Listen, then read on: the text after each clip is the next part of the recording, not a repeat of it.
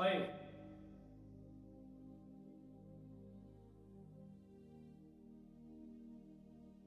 Praise the lord. ప్రభునేసు నామములో అందరికీ వందనములు. యేసయ్య మాటను కార్యక్రమానికి ప్రేమతో నేను మిమ్మల్ని ఆహ్వానిస్తున్నాను. ఈ దినము మార్కు సువార్త 12వ అధ్యాయం 18వ వచనం నుండి 27 వచనాలు ధ్యానించుకుందాం. పునరుత్థానము లేదని చెప్పిడి సద్దుకయ్యులు ఆయన యొద్దకు వచ్చి, బోధకుడా, తన భార్య బ్రతికి ఉండగా ఒకడు పిల్లలు లేక చనిపోయినడలా వాని సహోదరుడు వాని భార్యను పెళ్లి చేసుకొని తన సహోదరునికి సంతానము కలగచేయవలెనని మోసే మాకు వ్రాసి ఇచ్చాను. 7 సహోదరులుండిరి. మొదటివాడు ఒక స్త్రీని పెళ్లి చేసుకొని సంతానము లేక చనిపోయాను గనుక రెండోవాడు ఆమెను పెళ్లి చేసుకొనెను. వాడును సంతానము లేక చనిపోయాను. అటువలనే మూడోవాడును చనిపోయాను. అట్లు 7 సంతానము లేకయే చనిపోయిరి. అందరి వెనుక ఆ స్త్రీయు చనిపోయాను. పునరుత్థానమునందు వారిలో ఎవనికి ఆమె భార్యగా ఉండును, ఆమె ఆ 7 భార్య ఆయను గదా అని అడిగిరి.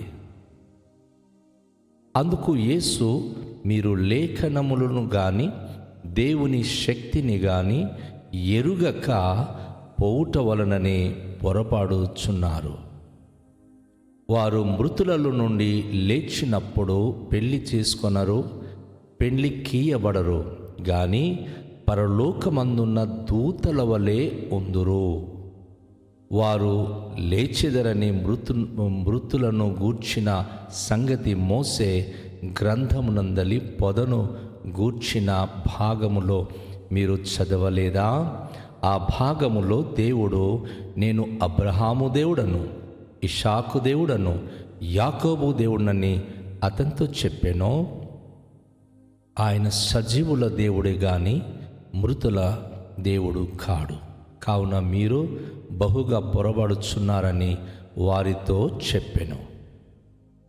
ప్రియదేవుని యొక్క బిడ్డలారా, ఈ ఉదయకాశంలో చాలా శ్రేష్టమైన విషయాన్ని యేసయ్య మనకు నేర్పిస్తూ ఉన్నాడు. మన భారతదేశంలో కూడా మంచి చేస్తే మరొకసారి మనం జన్మిస్తామన్న సిద్ధాంతము, ఆ నమ్మకం మనలో ఉంది. మనిషి పుడుతుంటాడు, చస్తుంటాడు, కాలచక్రం కింద ఇలాగే తన జీవిత చక్రము తిరుగుతూ ఉంటుందని అనుకుంటున్నారు. ఇది అనేక దేశంలో ఉన్న ప్రజల నమ్మకాలు. అయితే సద్దుకయ్యులని చెప్పేసి ఒక గుంపు వారు ఉన్నారు. వారు మాత్రం ఇది నమ్మరు. వారు ఒక మనిషి చనిపోయిన తర్వాత మళ్ళీ పునరుత్థానము అసలు ఉండదు, మనిషి మళ్ళీ లేవడు, ఇక అంతే. ఎంతకాలము లోకంలో బతుకుతామో అంతకాలము మనం చూస్తూ అనుభవిస్తూ బ్రతికి చనిపోయిన తర్వాత ఇక అంతే మన జీవితం అని భావన వారు కలిగి ఉంటారు. పునరుత్థానం అసలు లేదే అని చెప్పి వారు వాదించేటటువంటి వ్యక్తులు. ఇలాంటి గుంపు వారు ముందు ఏమో మరి పరిసయ్యులు ఇంకా ప్రధాన యాజకులు శిష్యులు వచ్చి యేసు ప్రభు వారు చేసేటటువంటి పని గురించి తనను అనేకమైన ప్రశ్నలతో చిక్కులు పెట్టాలనుకున్నారు. ఆ గుంపు వారు వెళ్ళిపోయిన తర్వాత సదుకైల గుంపు వచ్చి యేసయ్యను మళ్ళీ ప్రశ్నిస్తున్నారు. నా ప్రియ సోదరి సహోదరుడా, నువ్వు కలిగి ఉన్న దైవ భక్తికి రకరకాల విధమైన శోధనాలు ఎదురవక తప్పదు. అనేక మంది వివిధమైన ప్రశ్నలు వేయక మానరు. నువ్వు దేవుని బిడ్డవైనప్పుడు దేవుని ద్వారా నువ్వు జవాబు ఇవ్వాలి. ఇక్కడ యేసు ప్రభుకి వీరేం చేస్తున్నారంటే చిక్కుల్లో పెట్టడానికి వారు అసలు పునరుత్థానమే లేదు, చచ్చిపోయిన తర్వాత మళ్ళీ మనిషి బ్రతకరు, మళ్ళీ పుట్టరు అనేది వారికి ఉన్నటువంటి వాదం.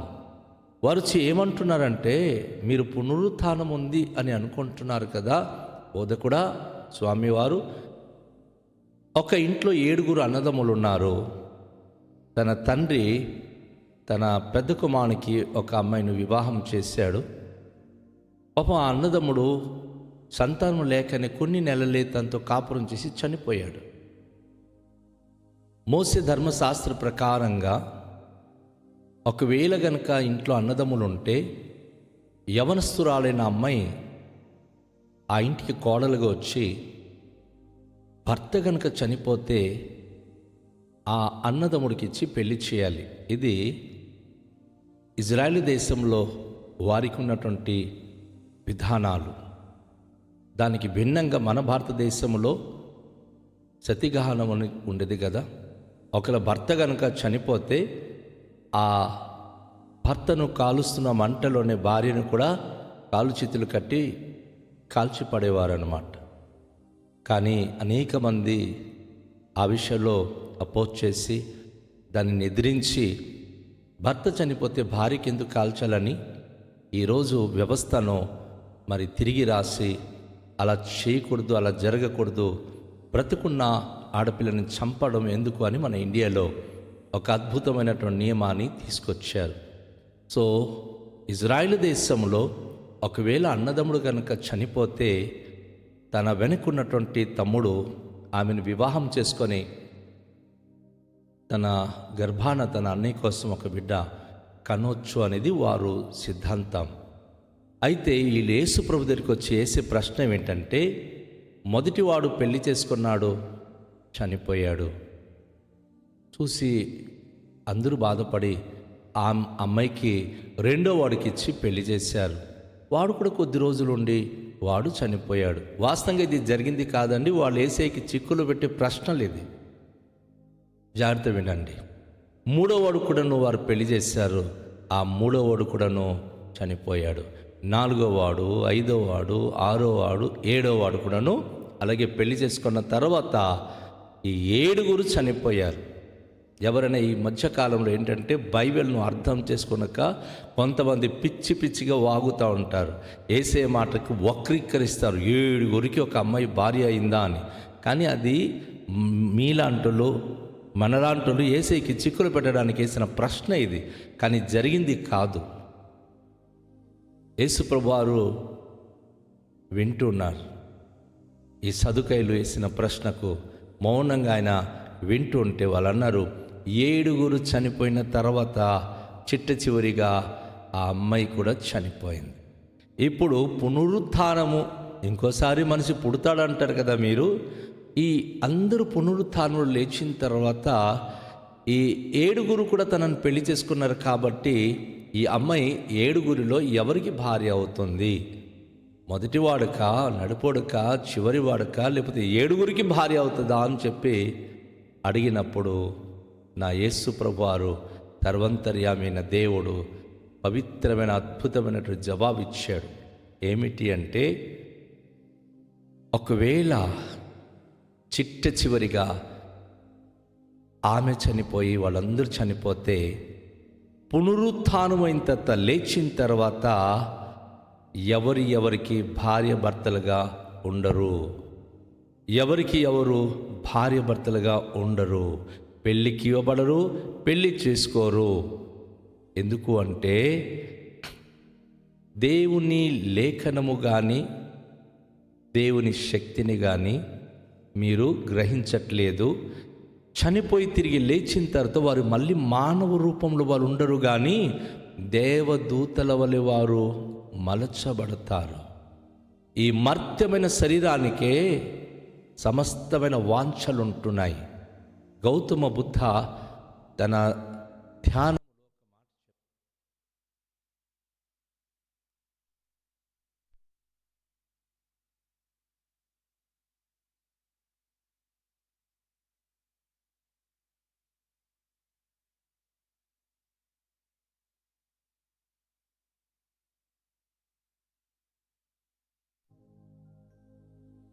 గౌతమ బుద్ధ తనకు ధ్యానం ద్వారా ఒక మాట చెప్తాడు. ఏంటంటే, ఈ భూలోకంలో పుట్టిన ప్రతి మనిషి తనకు ఒక కోరిక ఉంది. ఎందుకంటే ఈ శరీరక్త మాంసము కలిగిన ప్రతి వ్యక్తికి కోరిక అనేది ఉంటుంది అని.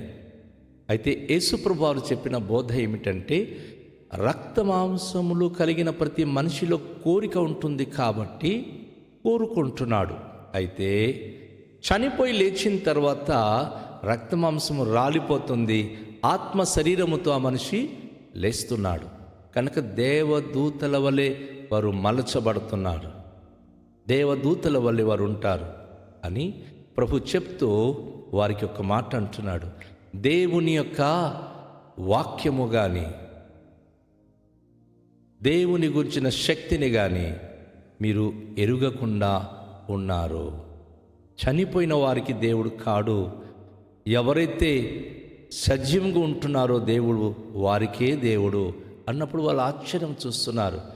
మోసే ధర్మశాస్త్రం రాసే ముందు ఆయన హోరేబు కొండ దగ్గర ఆయన ఒక అద్భుతమైన దృశ్యం చూస్తాడు.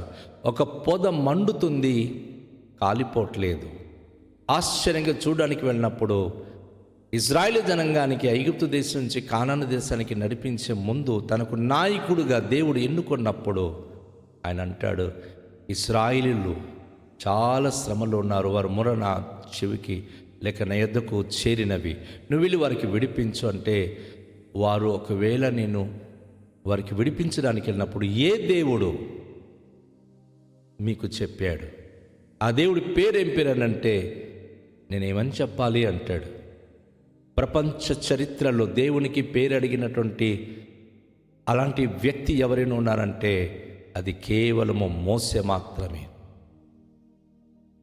అప్పుడు ప్రభు అంటాడు, ఆ మండుచున్న పొద నుంచి మాట్లాడుతూ, నేను అబ్రహాము దేవుడను, ఇషాకు దేవుడను, యాకోబు దేవుడను.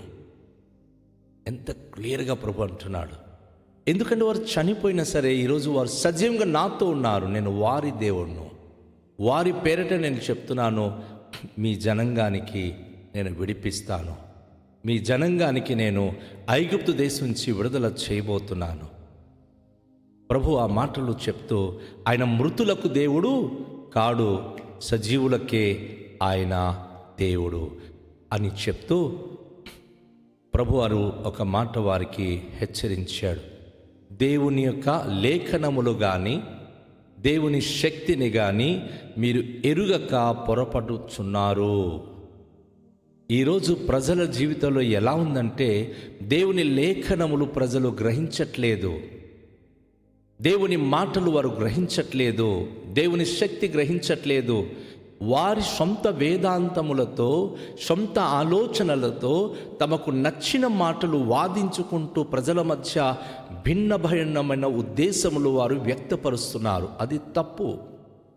దేవుని మాటలు ధ్యానించాలి, లేఖనములు పరిశీలించాలి. అప్పుడే మనము ఆత్మీయంగా బలమునుందుతాం, దైవికంగా మనం శక్తి పొందుతాం, దేవుని మర్మమై ఉన్నటువంటి క్రీస్తును గ్రహించగలుగుతాం. యేసు ప్రభువారు ఎంతో విలువైన మాటను తెలియజేశారు. కనుక దేవుని వాక్యమును విందాం, యేసయ్య మాట విందాం, పరిశీలిద్దాం.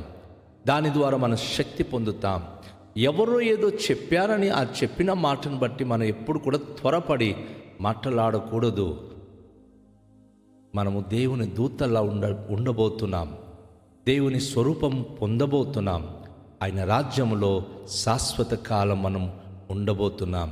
రండి, అట్టి భాగ్యము ప్రభు మనకు దయచేయాలని ప్రార్థన చేద్దాం. దయగల తండ్రి, మీ పరిశుద్ధ నామానికి స్తోత్రాలు. ఈ ప్రశస్తమైన సమయంలో మీకే మహిమ ఘనత ప్రభావములు చెల్లించుకొనుచున్నాం. తండ్రిన దేవా, గొప్ప దేవుడవ మీరు, మహిమస్వరూపుడవ మీరు. నాయన, లేఖనాలు గ్రహించక, మీ శక్తిని గ్రహించక పొరపాటు పడి చాలాసార్లు విభిన్నమైన ప్రశ్నలతో మా మట్టుకు మేము గందరగోళమైన స్థితిలో పడిపోతున్నాం. అట్టి స్థితి దూరపరిచి మీ లేఖనములు, మీ వాక్యమును పరిశీలించి తెలుసుకొని వాక్యాన్ని బట్టి జీవించుటకును, మీ శక్తిని మేము అనుభవించి జీవించుటకును అట్టి భాగ్యము అనుగ్రహించుమని యేసు నామములో ప్రార్థిస్తున్నాము తండ్రి. ఆమేన్. అందరికీ షాలోం. ప్రభు మనలను దీవించునుగాక.